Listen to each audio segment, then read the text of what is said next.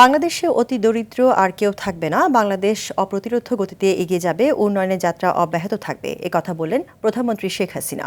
রাজধানীর আর্মি স্টেডিয়ামে Sheikh Hasina আন্তঃব্যাংক football tournament 2024-এর সমাপনী অনুষ্ঠানে এসব কথা বলেন তিনি। প্রধানমন্ত্রী আরও বলেন, আওয়ামী লীগ যখনই সরকারে এসেছে তখনই খেলাধুলার উন্নয়নকে প্রাধান্য দিয়েছে। যুগোপযোগী জাতীয় ক্রীড়া নীতি ঘোষণা করেছে আওয়ামী লীগ সরকার। গত 15.5 বছরে ফুটবল, ক্রিকেট সহ ক্রীড়াঙ্গনে বিভিন্ন ক্ষেত্রে আন্তর্জাতিক সফলতা অর্জন করেছে বাংলাদেশ।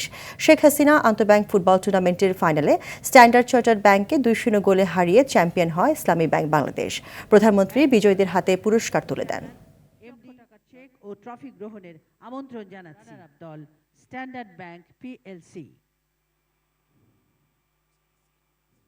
আমরা আমাদের অর্থনীতিকে উন্নত করেছি, দারিদ্র্যের হার আমরা অর্ধেকের বেশি কমিয়ে এনেছি, এখন 18.7 ভাগ। অতি দারিদ্র্যের হার 25 ভাগের উপরে ছিল, তা 5.6 ভাগে নামিয়ে এনেছি। ইনশাল্লাহ এটুকুও থাকবে না, কোনো মানুষ বাংলাদেশে অতি দরিদ্র বলে আর কেউ থাকবে না। প্রত্যেকেরই বিনা পয়সায় ঘর করে দিচ্ছি, আমরা লেখাপড়ার জন্য বই দিচ্ছি বিনা পয়সায়, বৃত্তি দিচ্ছি, সব ধরনের সহযোগিতা করে যাচ্ছি।